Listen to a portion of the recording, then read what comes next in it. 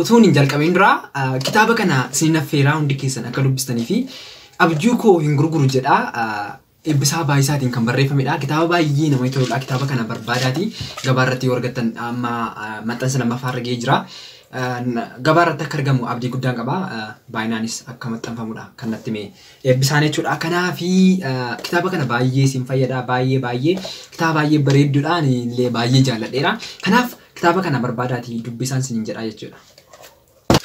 Akkam nagaa jirtu kabajamtoota daawwattoota koo bakka jirtan hundumatti nagaan koo isin qabuchaa hin lataalabataadha. YouTube'n immoo YouTube'i elituutii akka jechuudha. Guyyaa irraa kana gaa kanan dhufee YouTube'i banachuu keessaniin dura waanta isin beekuu qabdan waan shanan isinitti himaa jechuudha. Kanaaf amma dhumaatti na hordofuu hin dagatinaa.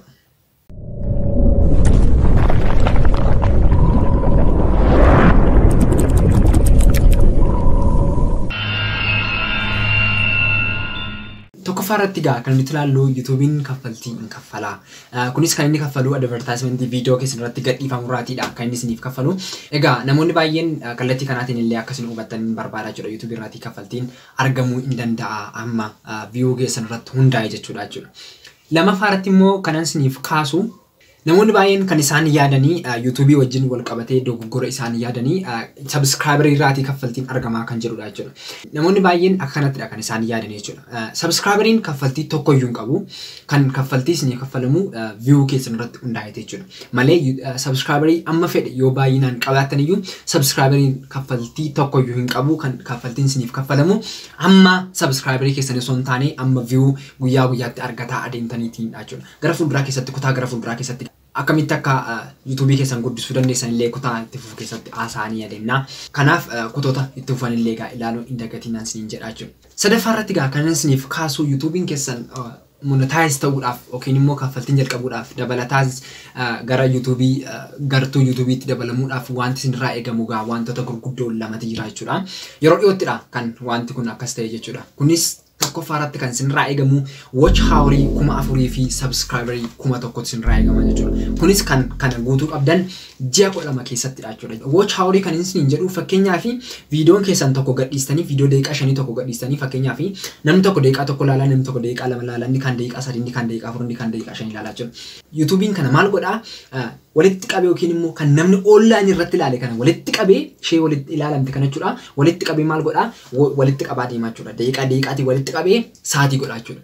Sa'aatii 4,000 online irratti ilaalamuu qabaa gaafa isin jedhu warreen namni qofti online irratti ilaale jechuudha. Kan namni qofti jechuudha. Online irratti ilaalee sa'aatii 4,000 ilaaluu qabaa jechuudha namni online irratti jechuudha. Akkasumas illee subscriberii 1,000 isiniif guutuu qabaa jechuudha kaffaltii jalqabuudhaaf. Is yoo ta'e gartuu YouTube'ittis dabalamuuf yoo ta'e. Kan garuu sin dhibu kun immoo yookiin immoo watch houriin 4,000 akkasumas subscriberiin 1,000 gaa kan guutuu qabu ji'a 12 keessatti jechuudha. Ji'a 12 keessatti guutuu qabaa kana yoo kana hin ta'u ta'e YouTube'n keessan tasuma yeroo kamiyyuu monetizing yookiin immoo kaffaltii isiniin kaffalamu jechuudha. Kanatti yaadanii baruun isin irra jira jechuudha.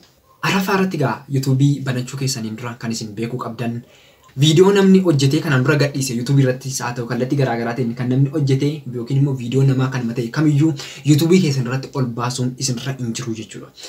Maaliif kunis YouTube'n seera mataasaa qaba. Namni viidiyoo nama tokko yoo YouTube irratti gadhiise dhiibbaa mataasaa qaba jechuudha. Namoonni baay'een Itoophiyaa keessatti akka argattu yookiin immoo akka ilaallutti maal godhu YouTubeota yookiin immoo viidiyoo namni biraan gadhiise irra deemanii gadhiisuu jechuudha. Kun immoo dhiibbaa qabaa matumaa gonkumaa akkasiin hin goonin sin gorsaa jechuudha. Maaliif amma viidiyoo namaa gadhiistanii haa jennu viidiyoo yookiin immoo namni biraa hojjete gadhiistan sirbas haa ta'u faarfannoota garaagaraas haa ta'u kallattii garaagaraatiin waan namaa kan ta'e tokko diraamaas ta'uu danda'a.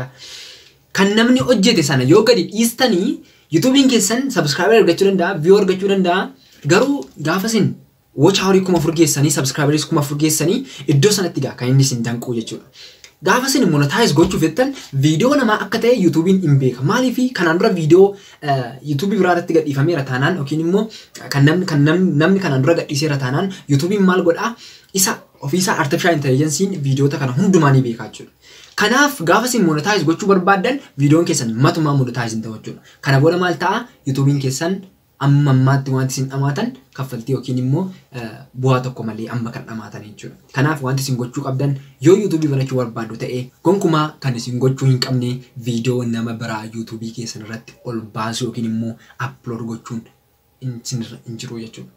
Shanaffaa fi sadhumaa irratti gaa kanan isiniif kaasuu YouTube'n namoonni baay'een salphaa godhanii ilaaluu danda'u jechuudha. Garuu YouTube'n yeroo hin fudhataa akkasumas gaa humna isin barbaachisaa jechuudha. Yookiin immoo dandeettii ittiin hojjettan isin barbaachisaa jechuudha. Namoonni baay'een arruma si'aanii yookiin immoo namoonni baay'een arruma dadammaqanii yookiin immoo wanta haaraa tokko gaafa argan arruma kana YouTube'n bananii ka'anii deemanii ji'a tokko ji'a lamaa booda abdii kutuu jechuudha.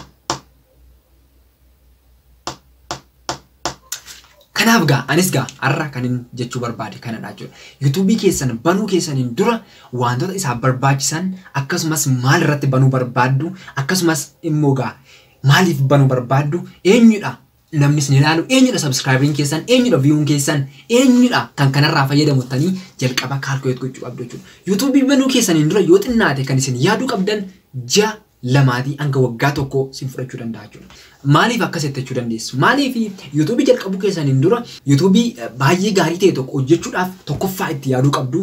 Lammaffaa mata dureen isaa mata duree gaarii yookiin immoo nama naannoo keessan yookiin immoo nama isin dhaggeeffatu sirriitti kaachaap godhee fudhatu yookiin immoo kan namni irraa baratee YouTube keessan subscribe isiniif ta'uu qaba jechuudha.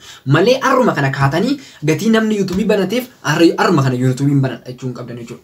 Itti yaaduu qabdu mata duree irratti hojjechuu qabdan yeroo yerootti itti yaaduu qabdu. Kana malees gaa kallattii garaagaraatiin YouTube keessaniif kan guddisu yookiin immoo kan isin barbaachisu utuun banatiin dura itti yaaduu qabdu jechuudha. Kanaaf obsa isin gaafataa akkasumas illee gaa itti dabalees gaa consistancyidhaan viidiyoo keessan upload gochuu isin gaafataa jechuudha. Cimanii hojjechuu isin gaafataa jechuudha. Dhumarratti immoo kanan isiniif kaasu namoonni baay'een yaada isaanii yookiin immoo yaada isaanii yaadan keessaati.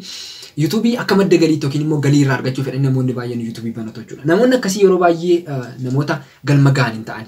Ammayyuu kan isinitti immoo YouTube birii irraa argachuuf yookiin immoo qarshii irraa argachuuf bantu osoo hin taane yeroo kamiyyuu wanta isin gochuuf qabdan saba keessan tajaajiluu yookiin immoo wanta keessa keessan jiru tokko dhaloota barsiisuuf yoo ta'e ala gonkumaa maallaqa qofa yaaddanii akka YouTube'n banne jechuudha. Maaliif maallaqa qofa yaaddu taanaan YouTube'n keessan kun gara maalitti deemaa fakkeenyaaf barnoota laachuun ala yookiin immoo wantoota uummataaf fayyadan upload gochuu irraa kana caalaatti namni kun maal godhaa fakkeenyaaf wantoota namni caalaatti ilaalu fakkeenyaaf amma wayii waan hin taane kan safuu uummataatti hin tolle namni gara sana jira taanaan namni baay'een isa laala taanaan isa upload gochuutti deemaa jechuudha. Kun immoo tokkoffaan namichuma sana irratti dhiibbaa qaba.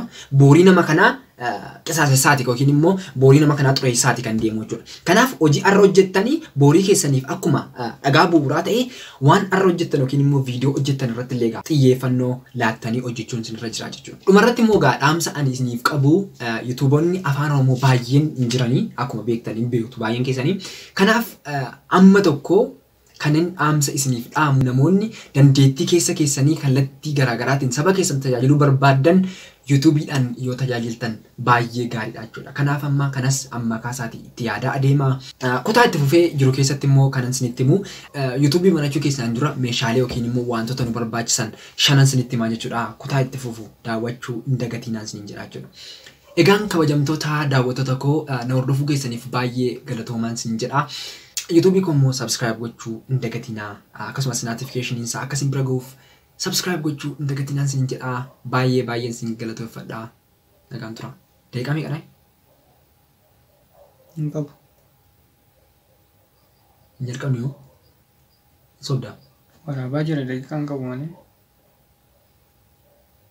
Sheekkas taate jettiin.